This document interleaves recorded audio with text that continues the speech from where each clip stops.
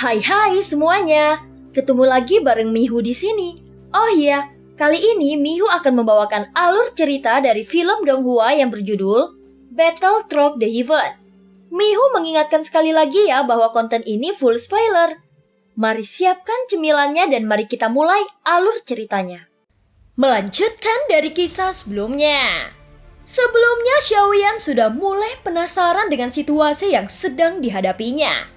Setelah tahanan roh tertidur dengan lelap, hal ini membuatnya merasa bahwa ini semua hanyalah ilusi. Dan dia memutuskan untuk memprovokasi Raja Roh Tianxun dan Raja Roh Ningyao. Tentu saja dua sosok berjubah hitam yang berdiri di depan Raja Roh Tianxun dan Ningyao adalah Xiaoyan dan Avatar Yuan Shen. Lagi pula dia sekarang tidak yakin apakah tebakannya benar atau tidak. Jadi dia berencana untuk memverifikasinya sendiri pada kedua Raja Roh Istana Surga Manusia.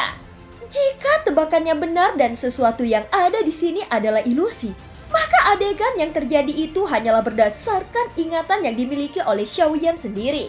Dengan kata lain, jika keterampilan bertarung dari kedua Raja Roh ini bisa ditampilkan sesuai apa yang ada dalam ingatan Xiaoyan, maka adegan ini adalah ilusi. Namun jika mereka berdua menampilkan keterampilan bertarung yang tidak ada dalam ingatannya, maka semuanya yang terjadi di sini adalah kenyataan.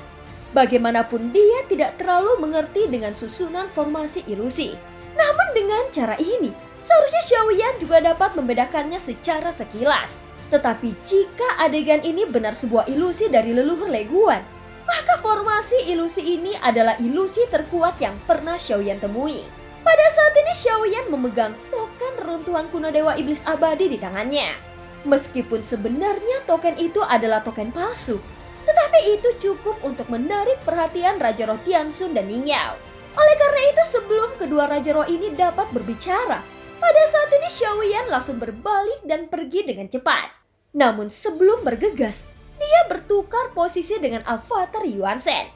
Kemudian keduanya langsung bergegas ke dalam pintu masuk gua yang berbeda. Cara ini mungkin bisa membingungkan Raja Roh Tianxun dan Ningyao. Lagi pula, dia juga tidak ingin Avatar Yuan Shen menghadapi Raja Roh Ningyao. Bagaimanapun Raja Roh Ningyao pandai dalam hal racun, sehingga akan sulit bagi Avatar Yuan Shen untuk berhadapan dengan Raja Roh Ningyao secara langsung. Hanya saja selain dua Raja Roh, tiba-tiba ada banyak sosok lainnya yang muncul di sini. Xiaoyan juga merasa bahwa semua sosok-sosok ini memiliki wajah asing dalam ingatannya.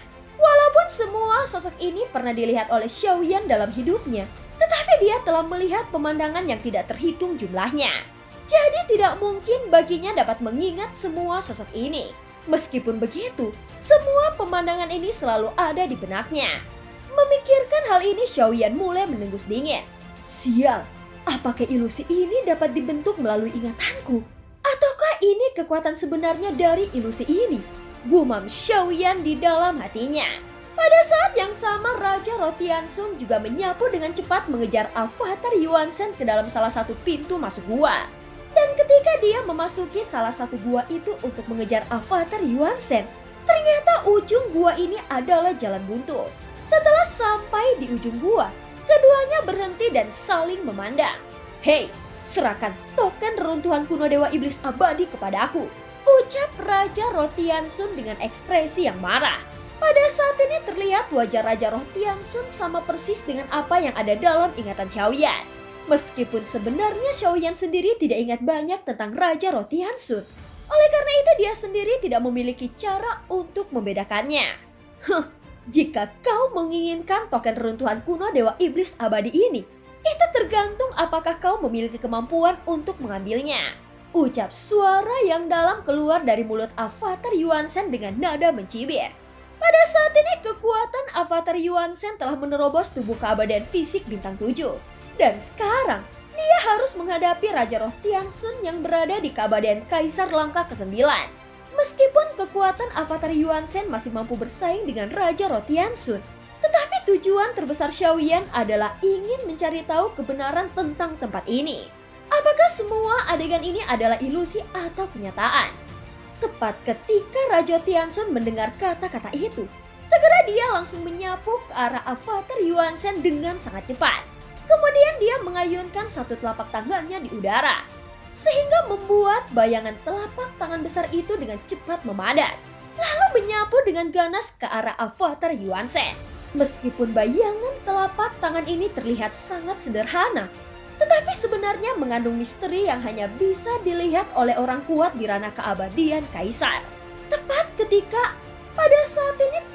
ketika avatar Yuan Shen melihat sebuah bayangan besar di telapak tangan, dia langsung melangkah maju dengan tegas. Kemudian dia mengayunkan tinjunya dengan gila-gilaan dan menyapu ke arah bayangan telapak tangan tersebut. Segera kedua kekuatan itu bertabrakan dengan ganas dan membuat suara ledakan bergema di seluruh gua, yang mengakibatkan seluruh gua tampak bergetar hebat dengan tanah yang mulai longsor. Jelas dalam konfrontasi singkat ini, Xiaoyan juga tidak ingin menunjukkan tanda-tanda kelemahan. Oleh karena itu dia membiarkan avatar Yuan Shen langsung keluar tanpa menghindar sedikit pun.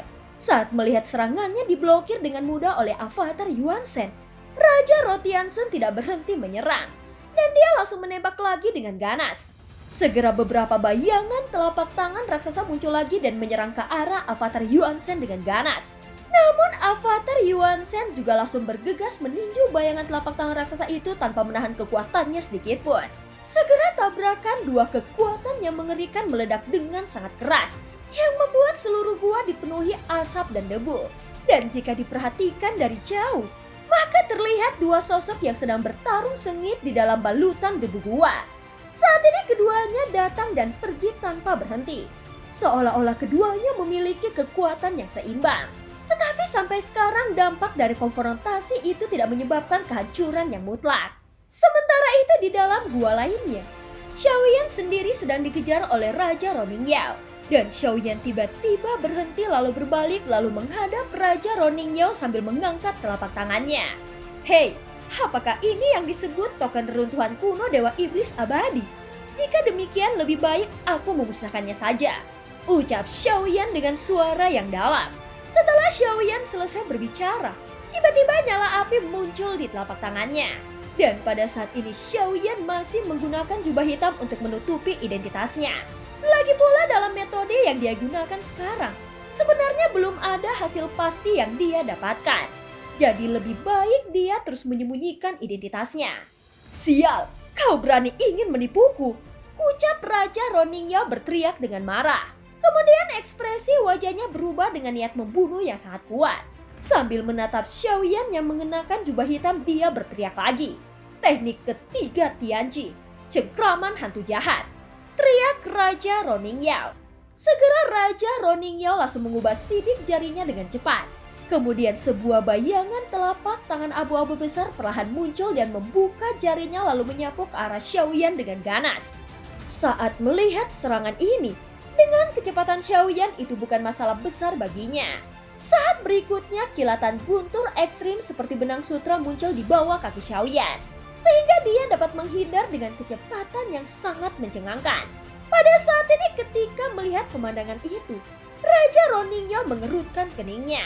Setelah beberapa saat, seketika dia mengubah sidik jarinya lagi dan dia berteriak dengan keras. Teknik keempat hukum Tianji, 1000 jalan Buddha dan segel iblis, teriak Raja Roning Yao kembali.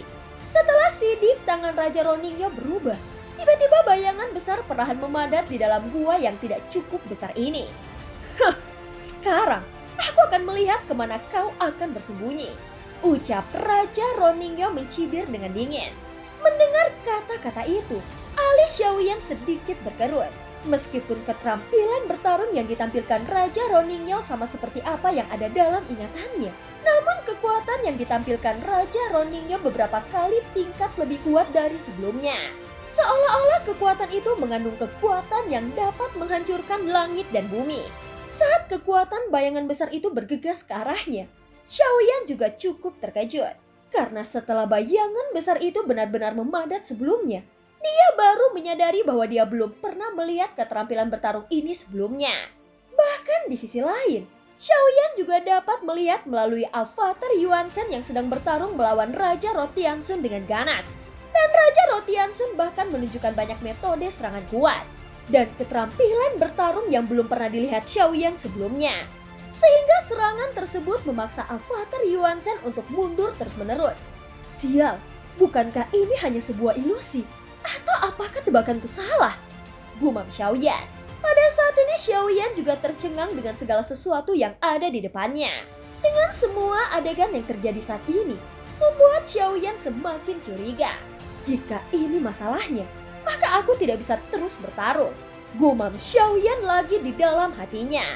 Pada saat ini dengan cepat Xiaoyan segera mengambil keputusan. Bagaimanapun juga, Xiaoyan sudah cukup mengenal karakteristik gua iblis yang memang telah dijelajahi oleh avatar Yuan Shen-nya. Oleh karena itu, avatar Yuan Shen langsung mundur dan mengayunkan tinjunya untuk menggabungkan gua tersebut. Sehingga sebuah pintu masuk gua yang sangat gelap muncul secara bersamaan. Pada saat berikutnya, Xiaoyan dan avatar Yuan Shen segera bergegas ke dalam salah satu pintu masuk gua yang gelap sehingga keduanya langsung menghilang. Pada saat ini di pintu masuk ribuan gua, ada lapisan kabut yang menghalangi kekuatan jiwa. Oleh karena itu setelah Xiaoyan dan avatar Yuan Shen melarikan diri, Raja Rotiansun dan Ningyo yang mengejar mereka masih kehilangan jejaknya. Bagaimanapun ini mungkin bukan ilusi. Apakah aku bertemu Raja Rotiansun dan Ningyo ini secara kebetulan? Gumam Xiaoyan sambil mendengus dingin. Dengan menggunakan kekuatan guntur ekstrim, tentu saja Xiaoyan menjadi orang pertama yang tiba di dalam gua yang gelap. Setelah beberapa saat, avatar Yuan Shen juga muncul dan langsung bergabung dengan tubuh utama Xiaoyan. Segera Xiaoyan langsung duduk bersila menutup matanya sambil berpikir, sial, apakah mungkin mereka berdua benar-benar nyata? Jika itu benar, maka leluhur Lei Guan yang muncul sebelumnya juga nyata. Bahkan tahanan roh yang tertidur juga nyata. Jika demikian berarti tidak ada ilusi sama sekali. Jika itu semua adalah tebakanku, tetapi bagaimana bisa tahanan roh tiba-tiba tertidur? Gumam Xiaoyan yang terus memikirkan situasinya saat ini. Meskipun semua adegan ini tidak masuk akal dalam pemikiranku, namun jika aku melihat situasi secara keseluruhan, maka sepertinya tidak ada keraguan sama sekali dalam konspirasi sempurna ini.